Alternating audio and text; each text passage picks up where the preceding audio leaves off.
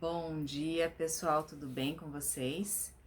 Iniciando aí mais um devocional, né? A paz do Senhor sobre a sua vida, que você hoje possa receber essa palavra e que você possa colocar no seu coração tudo aquilo que é necessário que você tenha que fazer para ter o melhor sobre a sua vida, amém?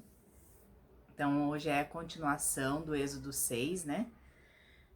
Nós hoje vamos falar de Êxodo 7, então vamos lá.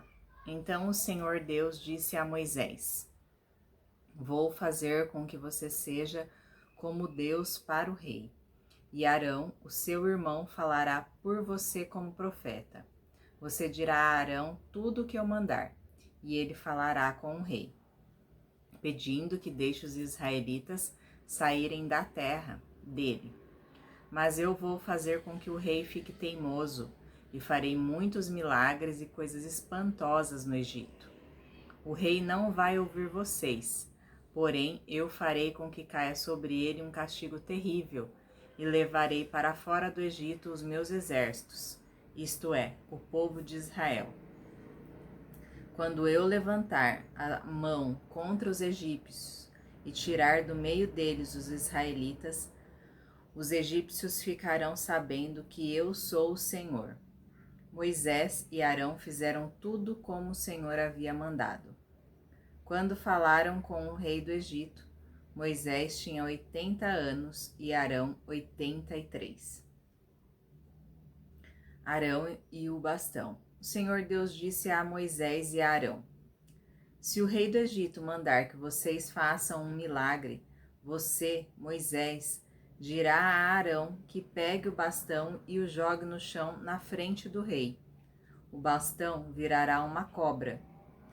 Aí Moisés e Arão foram se encontrar com o rei e fizeram como o Senhor havia mandado. Arão jogou o bastão diante do rei e dos seus funcionários, e o bastão virou uma cobra. Então o rei mandou vir os sábios e os mágicos. Com a sua mágica, eles fizeram a mesma coisa. Cada um deles jogou a sua vara de mágico no chão e elas viraram cobras. Porém, o bastão de Arão engoliu as varas de mágico deles. No entanto, como o Senhor tinha dito, o rei continuou teimando e não atendeu o pedido de Moisés e Arão. Aí surge a primeira praga, a água vira sangue. Então o Senhor Deus disse a Moisés: O rei está teimando e não quer deixar o povo sair do Egito. Vá procurá-lo amanhã cedo, quando ele for até o rio Nilo.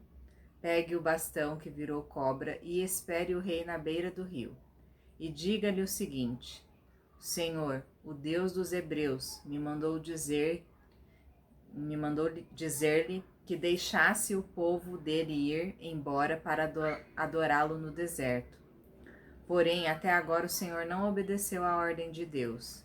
Portanto, Deus lhe diz que, por causa daquilo que ele vai fazer agora, o Senhor vai saber que ele é Deus, o Senhor. Ó rei, agora eu vou bater na água do rio com este bastão que estou segurando, e a água vai virar sangue. Os peixes que estão no rio vão morrer, e o rio vai cheirar tão mal que os egípcios terão nojo de beber água dele. E o Senhor disse também a Moisés: Diga a Arão que pegue o bastão e estenda a mão sobre os rios, os canais, os poços e os reservatórios, para que as suas águas virem sangue. Assim haverá sangue até nas tigelas de madeira e nas jarras de pedra. Moisés e Arão fizeram como o Senhor havia mandado. Na frente do rei e dos seus funcionários, Arão levantou o bastão e bateu no rio, e a água virou sangue. Os peixes morreram, e o rio cheirou tão mal que os egípcios não podiam beber água dele. E em todo o Egito houve sangue. Porém, com as suas artes, os mágicos do Egito fizeram a mesma coisa. E assim o rei continuou teimando, como o Senhor tinha dito. Ele não atendeu o pedido de Moisés e Arão. Pelo contrário, ele voltou para o seu palácio, sem se preocupar com o que havia acontecido. Todos os egípcios cavaram buracos na beira do rio para beber água limpa, pois não podiam beber da água do rio. E passaram 7 dias depois que o Senhor Deus bateu nas águas do rio. Mesmo assim, o rei continuou não ligando para aquilo que estava acontecendo, né? Mesmo que tivesse sangue, eles dariam um jeito de conseguir uma água limpa. Mesmo que os peixes estivessem mortos e não houvesse mais comida, peixes para que eles pudessem pescar para sua própria comida, ele não estava se importando, porque ele conseguia ver que os mágicos que ele chamava conseguia fazer a mesma coisa e conseguiria reverter o que Deus estava fazendo ali, né?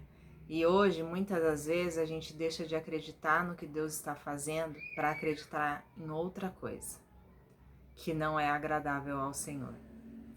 Hoje, nós praticamente entristecemos o Senhor quando não acreditamos no que Ele pode fazer sobre as nossas vidas. Qual o poder que Ele tem para fazer? Nós, na maioria das vezes, duvidamos do que Deus pode fazer sobre as nossas vidas, do que Ele pode transformar, do que Ele pode realizar, do que Ele pode curar, do que Ele pode nos tirar do fundo do poço, do que Ele pode fazer infinitamente mais sobre nós. E aí nós acabamos que não recebemos aquela bênção que Deus tinha preparada para nós por duvidarmos dele, por duvidarmos do seu poder, por duvidarmos daquilo que ele pode fazer sobre nós. E nós deixamos de receber aquela bênção porque deixamos de acreditar. Ele nos mostra de muitas formas, de formas variadas, mas às vezes a gente fecha os olhos para não enxergar. A gente às vezes fecha os ouvidos para não ouvir. Às vezes a gente fecha a boca para não falar o que é preciso falar. Às vezes a gente não sente aquilo que a gente precisa sentir. Deixamos muitas coisas de lado para dar prioridade a outras coisas que não são agradáveis ao Senhor e que a gente acha que vai dar certo daquela forma.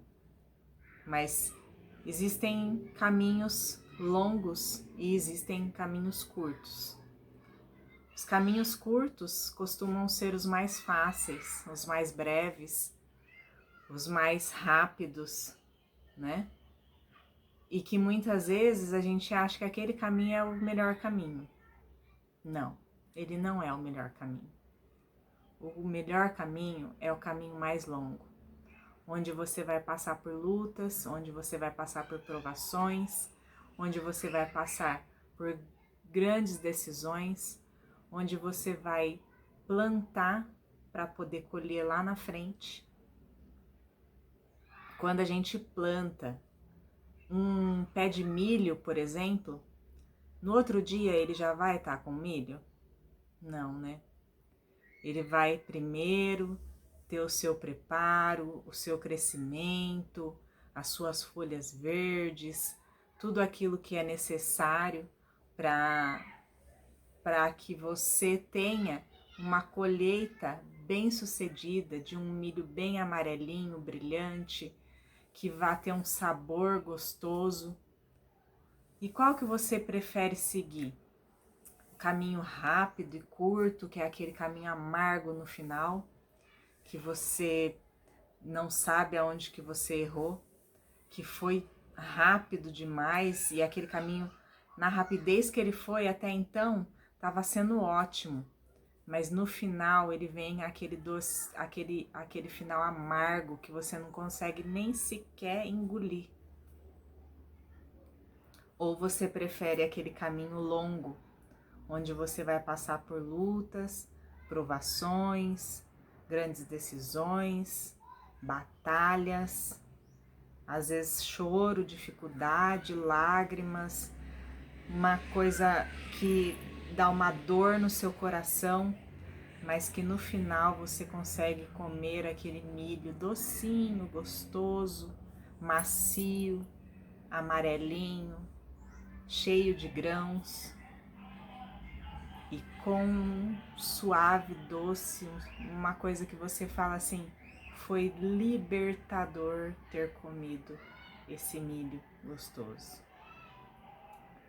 Qual caminho você tem escolhido para a sua vida? Qual caminho você tem projetado para o seu ano de 2021? Qual que é o planejamento que você tem desejado para 2021? O que você tem projetado? Fala, Elaine, eu nem parei ainda para projetar nada, nem sei como será o meu ano de 2021, porque eu estou dependendo do coronavírus. O coronavírus, gente, ele tá aí, mas a sua vida não parou. Se você não se movimentar, se você não sair do lugar, você não vai conseguir conquistar nada. Esse ano foi um ano para mim de grandes aprendizados, muitos, muitos mesmo, fora do comum de outros anos. Eu aprendi muita coisa com 2020, tenho aprendido ainda. Para mim ele foi um ano libertador. Eu me libertei de muitas coisas que estavam acontecendo na minha vida e consegui enxergar um horizonte muito maior. E vejo o meu 2021 grandioso, de muito sucesso e muitas bênçãos. Mas 2020 foi um ano para mim libertador. Aí você fala, você não teve nenhum problema com Covid, nem tive. Familiares, sim. Perdemos também algumas pessoas, umas pessoas valiosas nas nossas vidas, mas que deixaram muitas lições, que deixaram uma motivação, que elas não tiveram a oportunidade de viver aqui mais, porque elas foram recolhidas, mas elas deixaram o ar de que viva cada momento que você tiver. Faça coisas certas em cada momento que você tiver. Lute em cada momento que você tiver. Porque Deus está contigo em cada momento. E é necessário que a gente continue a luta e não pare nela. Porque ainda existe muita coisa para a gente viver. Muita coisa que Deus deixou para nós vivermos. Muitas vidas foram paradas. Muitas vidas cessaram ali. Porque era o momento. Era o momento. Ah, não, foi por causa do corona, porque ele que fez, ele que aconteceu, ele que... Muitas pessoas, gente, nem morreram de coronavírus. Muitas pessoas morreram de outras situações, mas morreram. E a vida continua, ela não parou. Então você não deve parar a sua vida. Continue, viva o melhor que Deus tem para você. Dedique-se um tempo a Ele, acalme o seu coração que está aflito. Eu desejo para você hoje uma ótima terça-feira. Que Deus abençoe muito a sua vida.